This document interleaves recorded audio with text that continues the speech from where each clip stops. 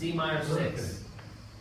I like the fact that you're playing like this kind of sound to this, you know, to this, right? That's the original changes. But if you do this, don't play that main, don't play the 7th, because the 7th gives away, right?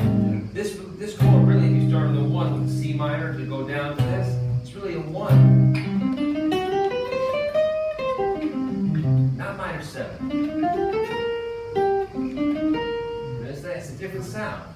This sound, you know, than this sound. That's more like a 1 chord. A minor 6. C minor 6. Don't look, listen. Yeah. There's your 7th. There's the 7th here. Right? Yeah. Right. G minor. Not minor 7. No. Not minor.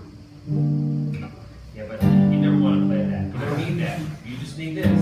The minor 6. The minor 6 or just a minor chord. Or even this chord, as dissonant as it is more minor than this. You know what I'm saying? Because the reason this is important to hit this on when it goes to G. Now when it comes back to here, it is a minor 7 because it's moving all the way down to E flat. It's about the guide tones, not about grabbing the shape of the chord. You have to hear the guide tones. So if this tune teaches you nothing else, is that the first chord is truly a minor, true minor, C minor. Right? If you want to add a note, add the 6th, right? Because the 6th gives it a minor feeling, right? As opposed to this. Right? It's different. It's not sad. This is sad. You know, this is sad. This is sad. Both of these. Right? Billie Holiday was always. See, we train our fingers to do scales, and then we train them to do certain scales, so then their fingers are just saying, oh yeah, this is a C minor scale, which we should add the 7th. But why? You have to tell yourself what notes to play. Start from the triad, or start from the 1, from the 3rd, the 1 and the 3. The 5th is not in there.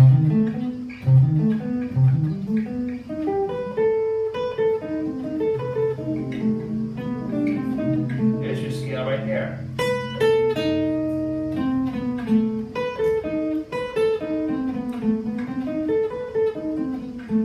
Leave some notes out.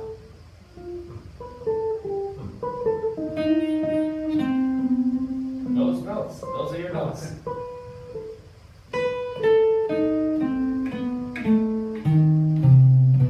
You know what I'm saying? It's like rather than play the whole scale, don't let your hand just, okay, I'm playing this scale, and it becomes where you put your fingers in it's here for C. For A, it's here. Your fingers doing the same thing. You know what I'm saying? Like I want, try to think about what, leave some notes out of the scale so that you really hear those notes that you're choosing. What if you just play this? 1, 2, 3, 5. Play those notes.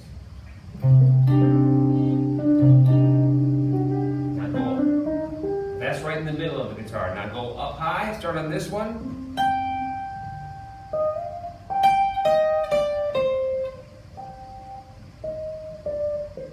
Okay, now play all those notes coming down.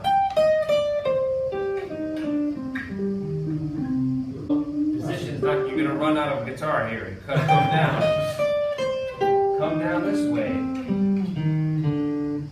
If you do that, that's way better than playing scales that you already know.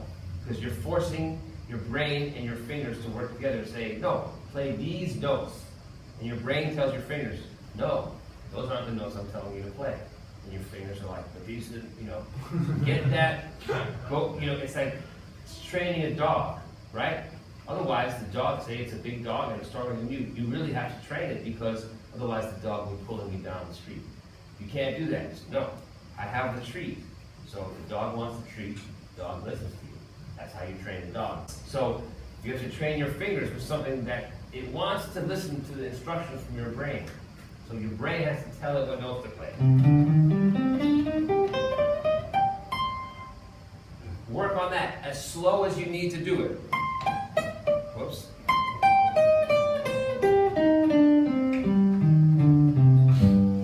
As many of those C's, D's, E flats, and G's as you can find on your guitar, find it. And you find you start to know the fingerboard better because you're actually learning the fingerboard rather than learning the scale. One step, half step, whole step, next string, half step, whole step. Your fingers, that's your dog thing, saying I can get away with this, and I can get away with this, and I can chew on that, and I can, you know, that's not training the dog. These are dogs, and there's 5 of them, 4 of them really. So you have 4 dogs you have to train and tell them what notes to play. Like that's very important. Just like whether you're going to go back to playing the pentatonic scale or not. Pentatonic scale sounds good, it's fine. But when you go back to playing the pentatonic scale after training your dogs to play notes that aren't that, it will be different. You'll see it differently and you'll hear it differently. You know, take notes out of the scales that you play and isolate certain notes of the. See, this is what happens when I have 1, 2, and the 3 is minor, and the 5. Now what if I change it up?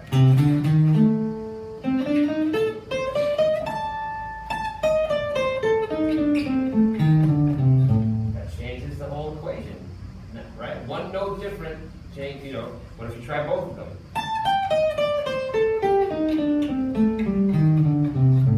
Whatever you're doing to just tell your fingers to do that, play these notes, you know.